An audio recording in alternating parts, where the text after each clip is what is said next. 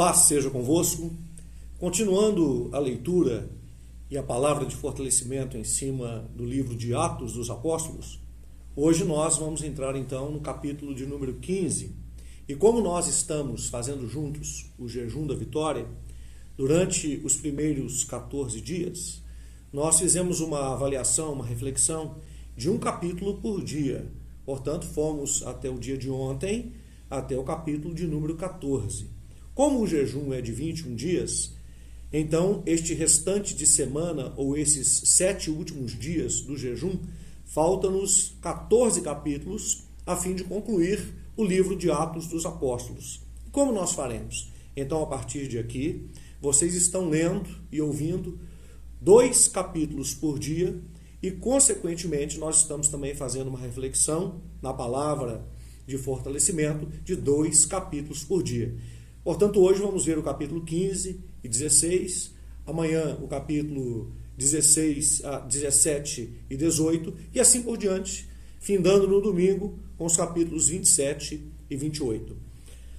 Fazendo aí uma apuração sobre o livro de Atos, para que nós possamos nos relembrar a respeito da configuração do livro, nós aprendemos que o livro de Atos é uma sequência do Evangelho de Lucas, escrito no primeiro século, e que a igreja cresceu em influência e também cresceu em número, de sorte que os discípulos resolveram e levaram muito a sério a grande comissão dada por Jesus de pregar o Evangelho e fazer discípulos de todas as nações.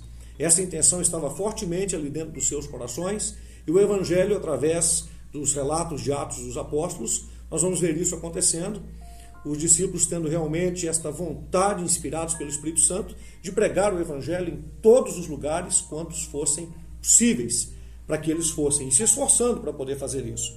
E nós percebemos que do capítulo 1 até o capítulo 12, uma proeminência do ministério do apóstolo Pedro. E do capítulo 13 em diante, aí nós vamos ver o apóstolo Paulo sendo treinado, sendo discipulado por Barnabé, mas daí então, a partir do capítulo 13, ele vai aparecer como figura mais importante, mais relevante, mais atuante, a partir então do capítulo de número 13 até o final do livro de Atos dos Apóstolos. Quando nós nos deparamos aqui com Atos, capítulo de número 15, nós temos o primeiro cisma da igreja.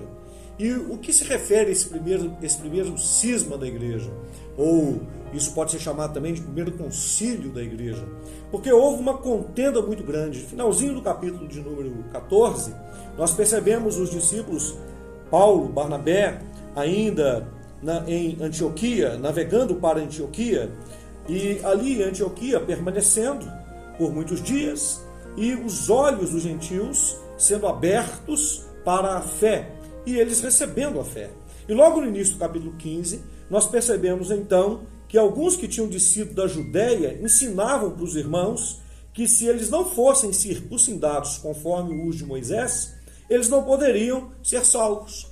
E o Barnabé e o Paulo vão ter com eles uma não pequena discussão, assim nos diz o texto, então uma grande discussão e contenda por causa dessa grande questão. Afinal de contas, esses gentios que estão se convertendo, eles têm que seguir os ritos mosaicos ou não têm que seguir os ritos mosaicos? A discussão foi essa. E uma discussão assim, seríssima, seríssima. E o que se resolveu? Que Paulo, juntamente com Barnabé e mais alguns desses que estavam nesse calor da discussão, deveriam subir até Jerusalém, se encontrar com os apóstolos e os anciãos para discutir a respeito daquela questão. E quando eles estão lá, então, em Jerusalém, discutindo a respeito dessa questão, que é séria, como é que a igreja vai ficar então, a partir de aí da conversão dos gentios, eles chegam então a Jerusalém, são recebidos pela igreja, pelos apóstolos, e alguns que vieram da seita dos fariseus e que tinham crido, eles se levantaram de forma calorosa, dizendo que era necessário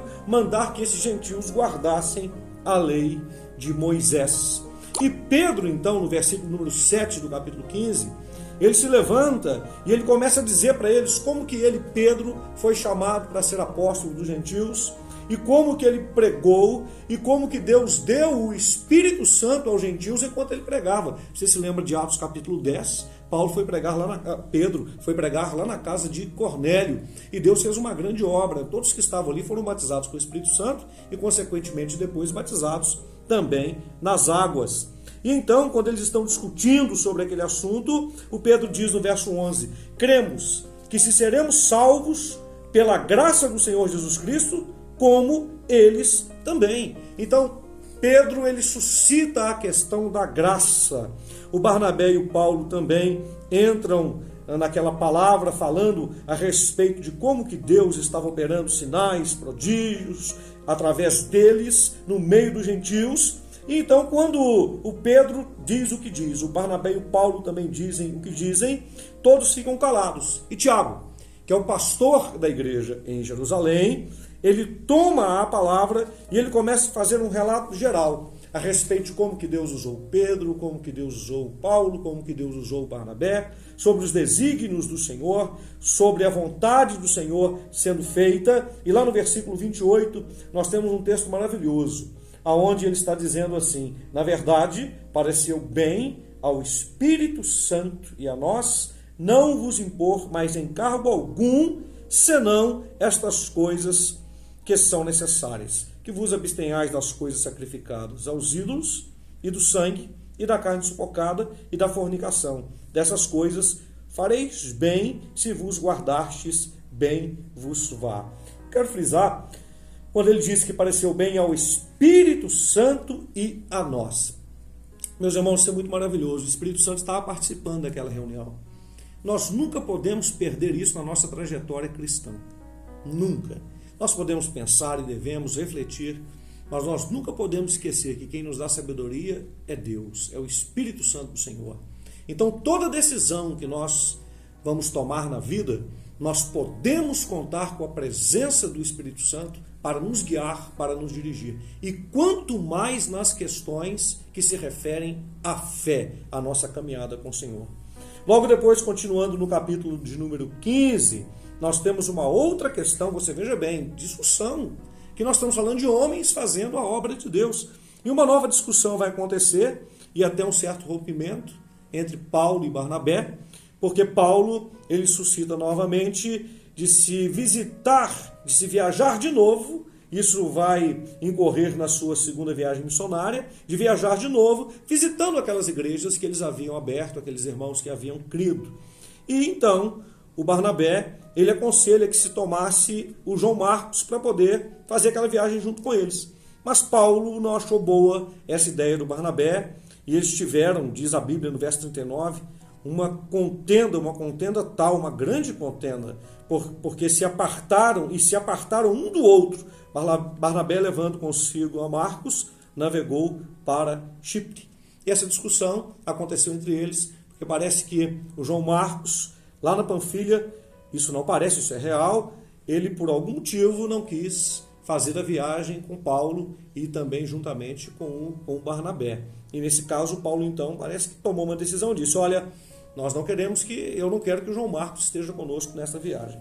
No capítulo de número 16, então, nós temos Paulo escolhendo a Silas, e eles partem para então fazer a sua segunda viagem missionária. E nesta viagem missionária, eles indo e visitando as igrejas que haviam aberto, passando por elas, numa noite Paulo vai ter uma visão aonde se apresentava para ele um varão da Macedônia, dizendo para ele: passa para a Macedônia e ajuda-nos. E o Paulo entende aquilo como uma visão de Deus, como uma direção de Deus, e ele tomando esta direção de Deus na sua vida, ele desce para ali. E chegando lá na Macedônia, num dia de sábado, ele sai fora das portas para a beira de um rio, aonde ele julgava ter um lugar para a oração. E ele se assenta ali para poder orar, para poder buscar o Senhor, e fala às mulheres que estão ali também interessadas no Evangelho, interessadas em ouvir a respeito do Senhor Jesus, e vai pregando o Evangelho. E novamente o verso 16 diz que aconteceu, indo nós à oração, nos saiu ao encontro uma jovem que tinha espírito de adivinhação, a qual adivinhando dava grande lucro aos seus senhores. E veja bem o que ela falava, o que esse espírito de adivinhação falava através dela. Esta, seguindo Paulo e a nós, clamava dizendo: estes homens que nos anunciam o caminho da salvação são servos do Deus Altíssimo. Verso 17. Engraçado que era um espírito de adivinhação, não vinha da parte de Deus, mas o que ele dizia não era mentira, não. E diz-nos o texto da Bíblia que isso ela fez por muitos dias. Paulo ficou perturbado com isso, voltou-se e disse ao espírito: em nome de Jesus Cristo, te mando que saias dela. E na mesma hora, aquele espírito saiu. Porém, aqueles homens que tinham lucro financeiro com aquela mulher se enfureceram contra Paulo, fizeram acusações contra ele, e ele e Silas foram presos. História bonita essa no sentido do que eles fizeram enquanto estavam presos. E diz a Bíblia no verso 25, que perto da meia-noite, Paulo e Silas oravam e cantavam hinos a Deus, e os outros presos os escutavam. Pense bem, se somos nós, no caso, nesse papel deles, sacrificando tanto, passando tantas dificuldades, e tudo isso sem nenhum lucro pessoal, sem nenhum pensamento de lucro pessoal, e ainda assim pregando o Evangelho, servindo a Deus e fazendo o que é certo, expulsando o espírito imundo, são acusados injustamente, são açoitados, apanham e são colocados na prisão. Será que a gente estaria cantando por volta da meia-noite, com o corpo doendo, todo arrebentado? Será que nós estaríamos cantando, glorificando e louvando a Deus? Pois é, a gente precisa compreender isso. Quem serve a Deus, não serve a Deus apenas quando tudo está bem. A gente serve a Deus diante das maiores dificuldades. Por quê? Porque nós não servimos a Deus por um lucro que nós vamos receber apenas aqui nessa terra, mas nós servimos a Deus porque a partir do momento que nós entregamos a nossa vida para Jesus, nós já estamos no lucro. Ele já nos retirou do inferno, da perdição eterna, e já nos garantiu a vida eterna. E, enfim, pregar o Evangelho é uma grande honra, é um grande privilégio para aqueles que servem a Deus. Então nós temos o capítulo de número 16 relatando esse feito maravilhoso, e acontece uma intervenção divina, acontece um terremoto enquanto eles estão louvando a Deus, aquelas grades, aquelas portas daquela cadeia se abrem, nenhum dos presos fogem, o carcereiro fica perturbado com aquilo, porque se ele perdesse os presos ele corria risco de ser morto, e Paulo diz: não te faças nenhum mal, porque todos nós estamos aqui. E naquela mesma madrugada, Paulo, Silas, eles saem com aquele carcereiro, pregam para ele o Evangelho, para ele, para sua casa, e aquele moço, ele pergunta sobre o que é necessário ele fazer, e diz-nos a palavra de Deus, ele pergunta exatamente assim: senhores, o que é necessário que eu faça para me salvar? E eles disseram: crê no Senhor Jesus Cristo, e serás salvo tu e a tua casa. Eles pregam o Evangelho para ele, e ainda naquela noite, aquele moço com a sua família, eles são batizados. Só depois ele vai tratar, ele vai cuidar dos vergões, dos machucados, das feridas, dos açoites que Paulo e Silas haviam sofrido. Portanto, história linda, capítulo 15 e capítulo 16 de Atos dos Apóstolos. Você vai notar que eu estou podendo falar com você de uma forma mais tranquila, porque nós mudamos a nossa fonte de gravação. Ao invés de jogar direto para o WhatsApp, nós estamos enviando esses vídeos para o YouTube, e dali eles irão para os grupos de transmissão. A gente pode falar de uma forma mais tranquila, claro que é resumido, mas chegando até o seu coração, até a sua família, com a palavra de Deus, de uma maneira mais oportuna. Que Deus te abençoe grandemente. Nós prosseguimos amanhã.